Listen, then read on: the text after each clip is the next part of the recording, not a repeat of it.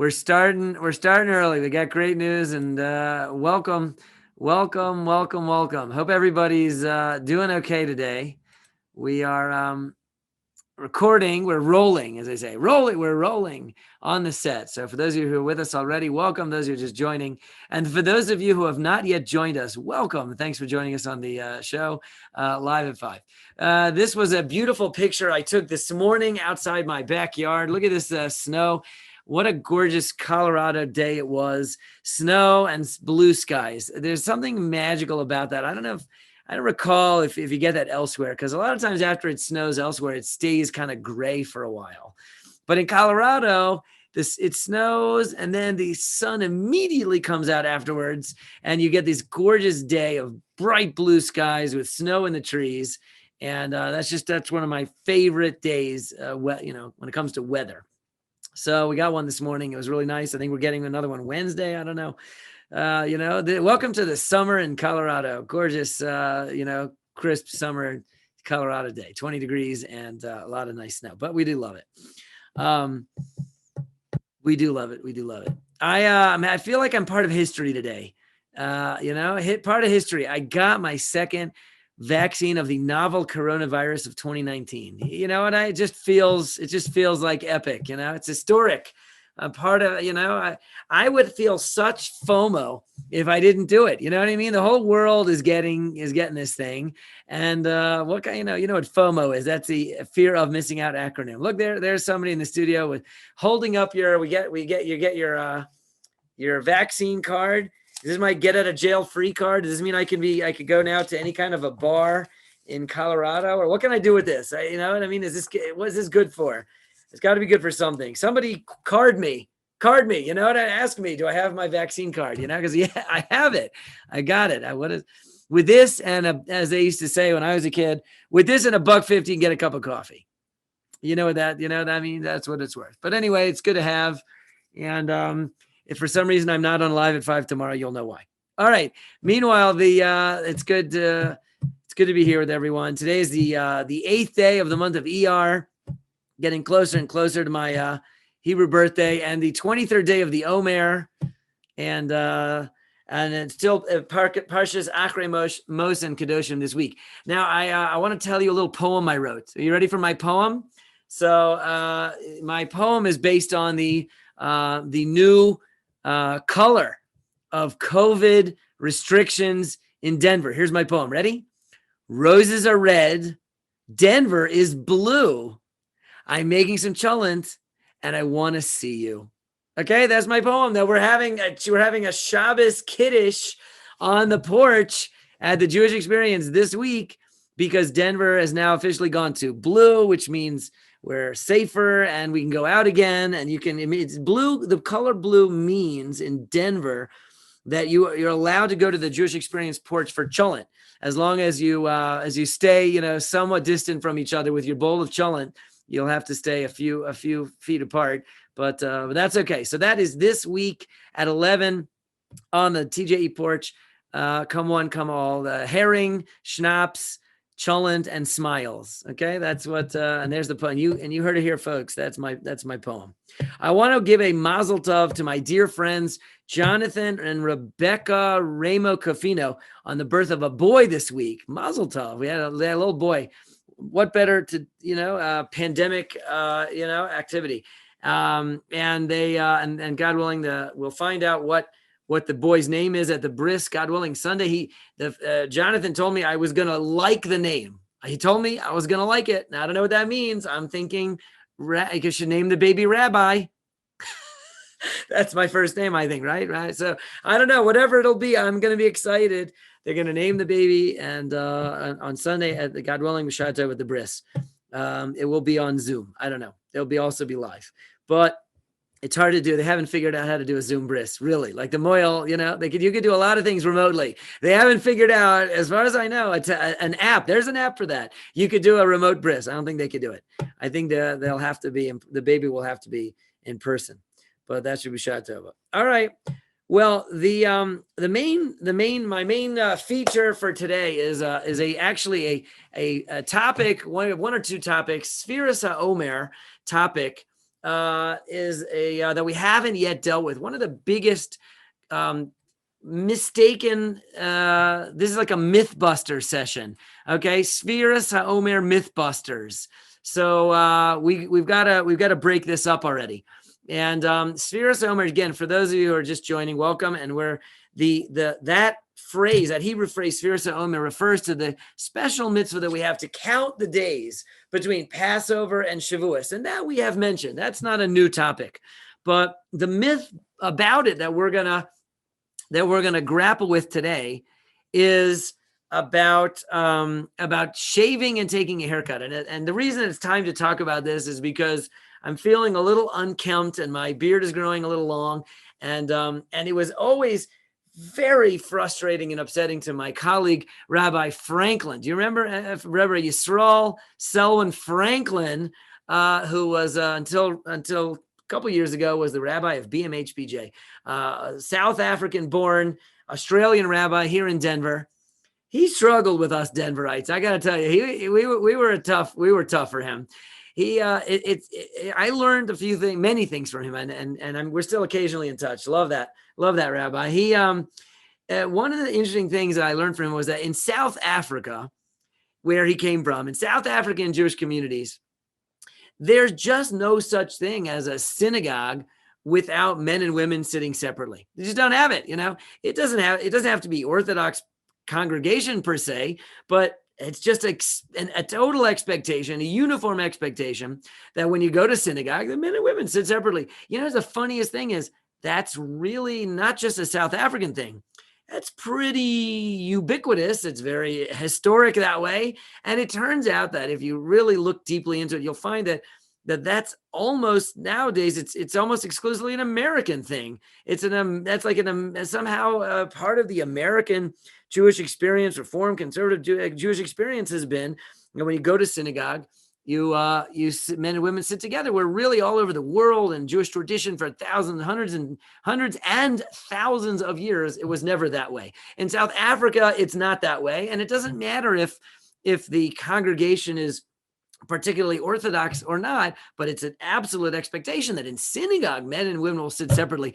And it was such a big deal for Rabbi Frank. He couldn't understand why us Americans make such a fuss about that. Just couldn't get it. He would complain to me. I mean, rabbi to rabbi, but he would bear his frustration. Why is that such a big deal? Like in South Africa, we do it. Why is that such a big deal here? It's so interesting to me. It was a cultural, he really brought it home. It's a cultural thing. This is not a Jewish thing per se. It's a cultural thing. It's an American thing.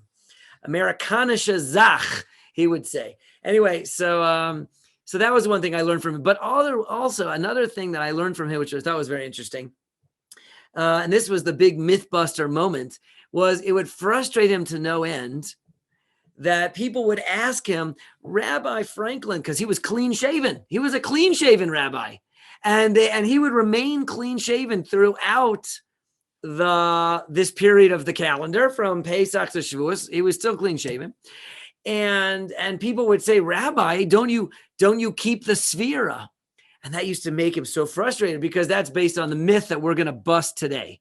Okay, we're going to bust that right up. We're going to get down to the root of it. But that question was, of course, was very interesting to him that would be asked. It reminds me of another question that I used to get, which was frustrated me no end. It was not used to get it, but one time it was very funny. It didn't frustrate me, come to think of it, but it was funny. And I'll repeat it to you. Someone said, Rabbi, settle a bet for us. They said, are you Hasidic or Chabad? Now, I thought that was very cute, because the question makes no sense, because Chabad are Hasidim.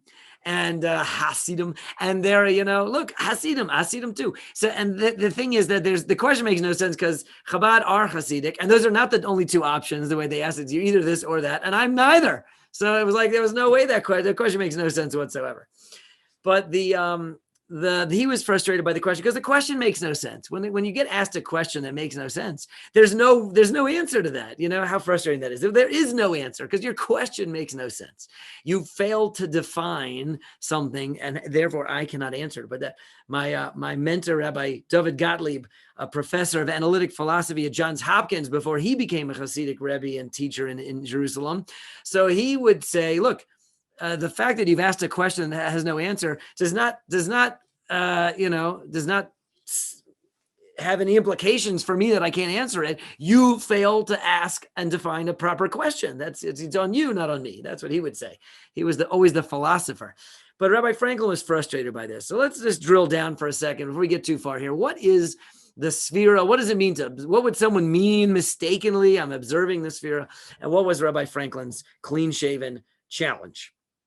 Okay, so now to get it straight, there are two things about this time of year which we have to get, and they really are totally unrelated until I show you how they're related. They're totally unrelated in the sense of this. We've been talking for a long time about the fact that the Torah contains a mitzvah, commandment that thou shalt count the days from the holiday of Passover to the holiday of Shavuos. We got that. Okay, you're going to count. That is a mitzvah written right there in the Torah, in the 5 books of Moses. We're going to do it. And therefore, since it's a commandment of that origin, it's very old, it's very ancient. The Torah, we said, was given 3,333 years ago. The Jewish people left Egypt, went to Mount Sinai, got the Torah.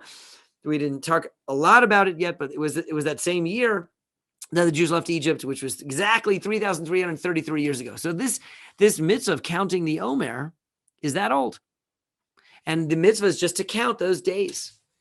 And we've talked about this being a very meaningful period of the calendar, because when we're counting, we're preparing, we're getting ready for the holiday of Shavuos. We are ascending a spiritual ladder.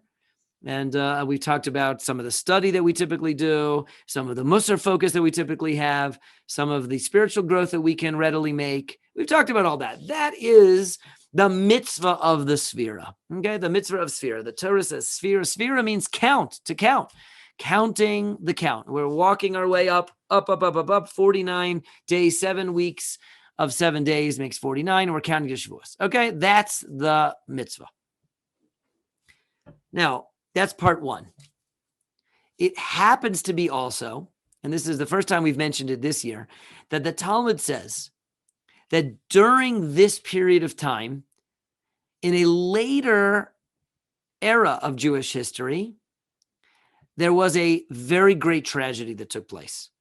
It was in the life of one of the most famous scholars of the Mishnah, the great Rabbi Akiva. We know that Rabbi Akiva was brutally murdered by the Romans in the first century. Okay, if you've ever been to Israel and you've gone to the coastal Mediterranean city of Caesarea, Caesarea is named for Caesar, Caesarea. If you look at it, you might say Caesarea. There is a big like a Roman theater style thing, not a theater, but they had like where they it was a long, straight kind of a stadium where they had a curve at the end, and they used to do chariot races and things. So it's surmised that in that very spot is where Rabbi Akiva himself was brutally murdered and burned at the stake by the Romans in the first century. Okay, but he himself was one of our greatest scholars, very famous for good reason, and there was in his lifetime. Not talking about his death, but in his lifetime, there was another great tragedy that took place. And Rabbi Akiva, in a plague, lost all of his students in one short period of 33 days. It was a terrible tragedy. There were 24,000 of them, and they all died within this 33-day period, and they represented the brightest and the greatest Talmudic scholars of the day with their teacher, the great Rabbi Akiva. The tragedy of it is hard to fathom. It's a terrible plague. And the Talmud discusses it. And the Talmud says that tragedy, those 33 days, that plague with that great loss took place during the Omer, during the Sfiras Omer, during this count. So it was 33 days long, took place somewhere in the 49 days between Passover and Shavuos. Now that took place in Rebbe Akiva's lifetime. And I'm going to tell you more about that today, but let's just get the history correct. The mitzvah to count the Omer is how many years old? We said 3,333 years old. We've been doing that a long time. It precedes Rabbi Akiva by almost 2,000 years. A long, long, long time. By what is that? 1,500 years, a millennia and a half before Rabbi Akiva was even born. Rabbi Akiva lived in the first century of the Common Era as the Second Temple is being destroyed. It's a long, long way. From that point going forward, for the last 2,000 years, we've had this additional reality, which is we commemorate, we observe a national mourning period of sorts, a quasi-national mourning period for those students of Rebbe Akiva, those great Talmudic scholars that perished during 33 days of these 49. But you see, it's much more recent in Jewish history. Yes, it's old, but it's much more recent. And the two things really have nothing to do with one another. Now, so for example, what are some of the things that color or that mark or that we do to commemorate the tragedy of the loss of all of Rebbe Akiva's students? So for one thing, we don't make festive celebratory events. There's no weddings that are going to go on now. We don't do weddings now. We take a break. We don't do weddings because it's a national period of mourning. And just like in a period of mourning, we don't have big festival concerts and events and parties and weddings and things, those kind of simchas that we could schedule, we schedule later. We don't do them now, okay? A bris is not something that we get the opportunity to schedule. It happens when the baby's 8 days old. So we're going to have a bris, for the Ramacofino family for their son, God willing, at the right time on Sunday. And you could do that during the Sefira. But if you're making a wedding, you're going to postpone it. Okay. If you just want to make a big party, you're going to postpone it. We don't do those things. We reserve them. Another thing that we don't do in deference to the tragedy and in observance of this loss is we don't get haircuts. Okay. One of the things that someone who is God forbid mourning, lo aleinu, mourning a near and dear relative does is they don't take a haircut for a while. It's sort of pruning, primping oneself and looking your best is not something we do if God forbid we're mourning. So as a national period of mourning, we, in Israel, like all the barbers just get like a vacation, they get a sabbatical, and you get like 33 days off pretty much, and you get a whole break, because people just not getting haircuts for this period of time.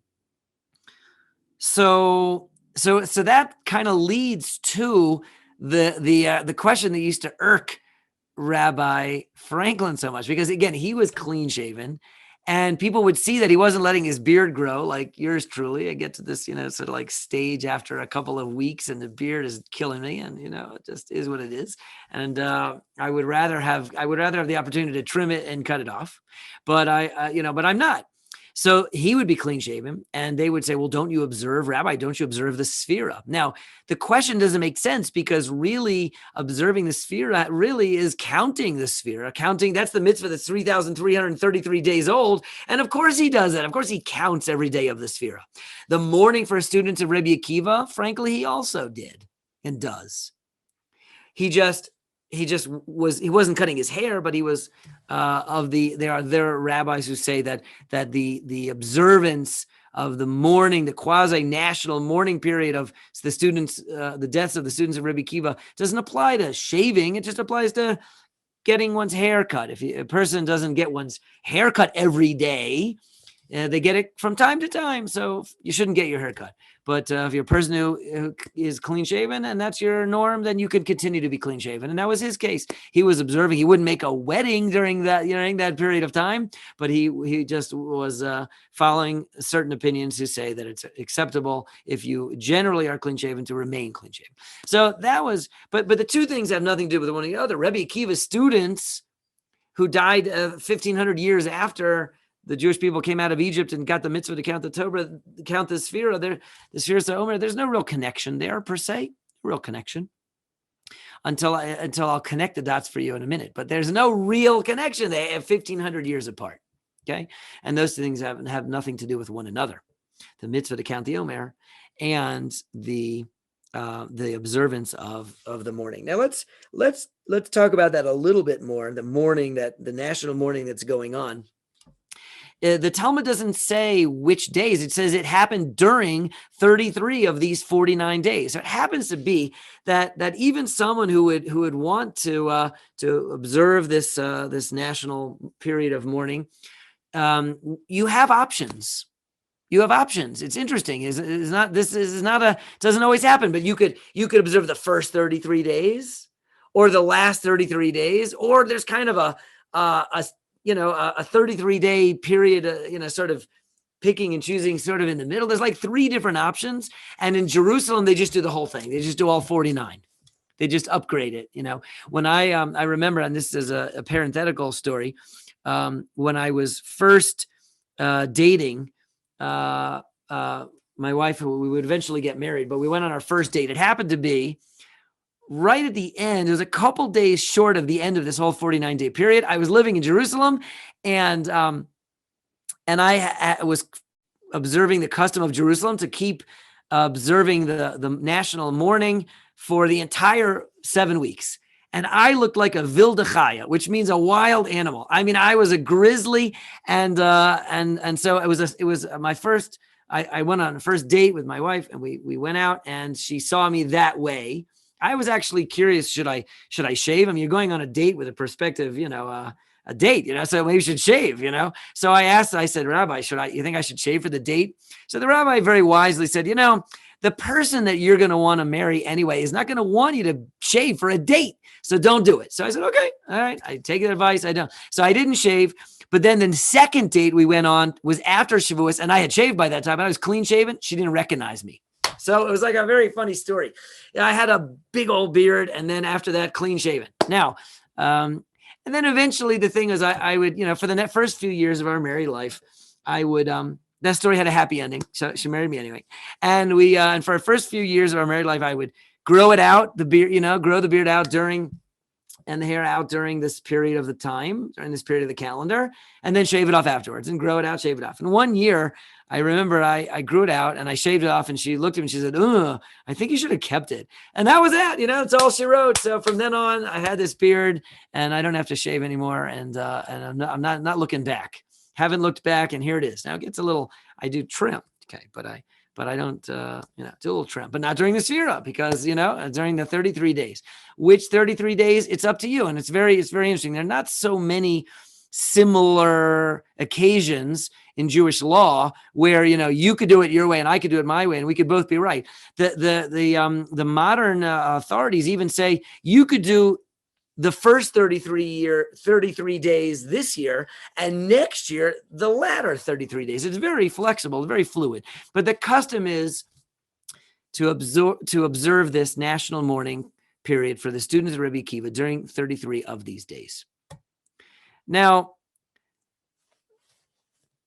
let's go a little deeper into understanding what that really means to us and the loss of Rebbe Akiva students. It's a very interesting, sort of a discussion for a little greater depth. The Talmud asks, and it's an inimical way. It says, why did they die? And the Talmud often asks that question. Happens to be that a very similar question is asked on today's page of Daf Yomi, of the international cycle of Talmud study. The same question is asked about a similar event in today's page of the Talmud. The Talmud asks, well, why was the temple destroyed? Not once, but twice. Why was the first temple destroyed? Why was the second temple destroyed? Now, it's an interesting way of asking the question. And the answer could just be, well, because, Nebuchadnezzar, the brutal king of Babylon, came along and destroyed it. I mean, what do you mean, why? I mean, why was it destroyed? What kind of question is that?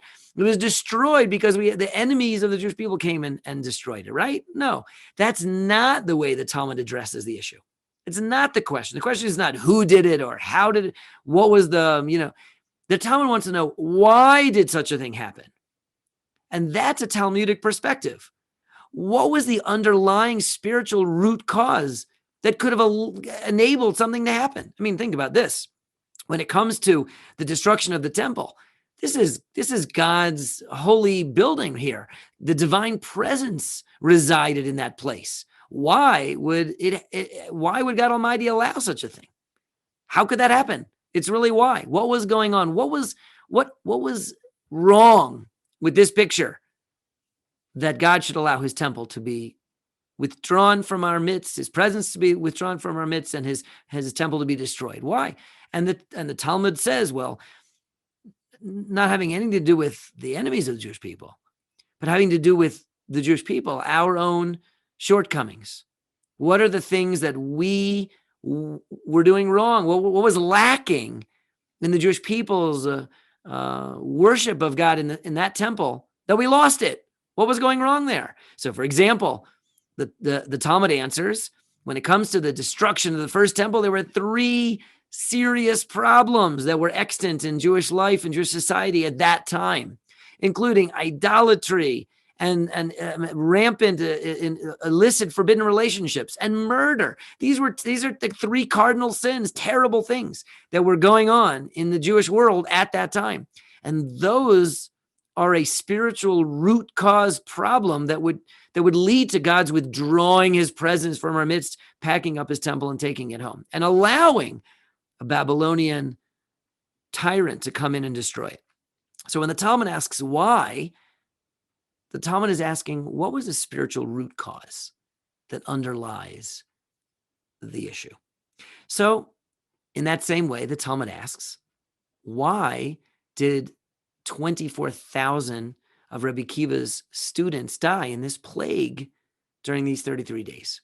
It seemed like such an act of God, these were the greatest, budding Jewish scholars. And why did they die during this plague? It seems to be that they were the only ones who died during the plague. It wasn't a pandemic. It was a plague. It was as if a heaven-sent malady that struck them and only them. Not only that, but interestingly, the Talmud doesn't call them 24,000 of Rabbi Akiva's students. It calls them 12,000 pairs of study partners of Rabbi Akiva's students. So they're described not as 24,000, but it's 12,000 study partner pairs. The Hebrew word for that is a chavrusashaft, which means 2 people that study together, a study partner pair. And they're 12,000 pairs, which is a strange way to describe them. And the Talmud answers that the problem was shelo kavod zeh b'zeh, that they failed to sufficiently show respect to one another. And that's why perhaps they're described as pairs, because in their relationships as study partners one to another, they fail to show each other the appropriate degree of respect for one another. Now, you might scratch your head and say, well, that's, definitely not nice, but it's a problem. But that's literally a death sentence. I mean, what are we saying here? That was so problematic that literally they all died all 24,000 of these, 12,000 of these pairs of study partners died. That was all of them. That was Rabbi Akiva's entire yeshiva, and they all died. That's the problem. It doesn't seem on a par with, idolatry and forbidden illicit relationships and murder. It doesn't seem it's in that camp. However, I'll tell you something interesting. On today's Daf Yomi page, it talks not just about the destruction of the first temple, but it talks about the destruction of the second temple. What was the answer to the why did the second temple get destroyed? And the answer there is sinas chinam. In the era of Jewish history of the Second Temple, when that temple was destroyed, the problem was sinas chinam, which means baseless hatred. Baseless hatred. It means that there was rampant dislike of one another going on in the Jewish people. And again, sounds more akin to the disrespect in the students of Rabbi Akiva than it does sound like the three cardinal sins of illicit relationships, idolatry, and murder. I mean, what are you talking about? Baseless hatred. A bunch of people couldn't get along, and that's why God took his temple away from us and his presence? And the answer to that is yes. That is as serious. Rampant, baseless hatred amongst the Jewish people. That is a problem of a cosmic, historic scale. And what's even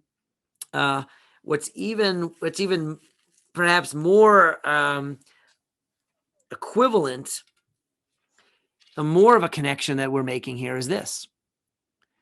And this would be the way to put the two together. And then with this, we'll close for today. We'll continue.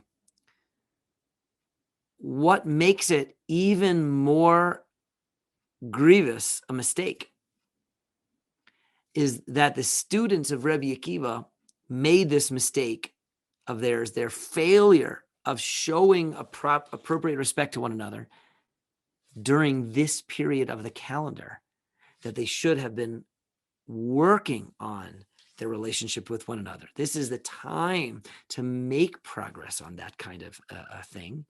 And so it's even worse. It's even more unacceptable. It's even a greater degree of problematic issue when it's going on now. Now that's part one. To be continued. We'll continue with a little bit more, a greater depth, and we'll have to understand a little bit more about Rebbe Akiva and his students to help us make more sense of this. Meanwhile, if you can avoid it, don't make a wedding tonight until we continue with Live at 5 tomorrow. I'll see you. Have a healthy and have a holy, and we'll continue the conversation, God willing, tomorrow. Thanks for being with us, and see you tomorrow.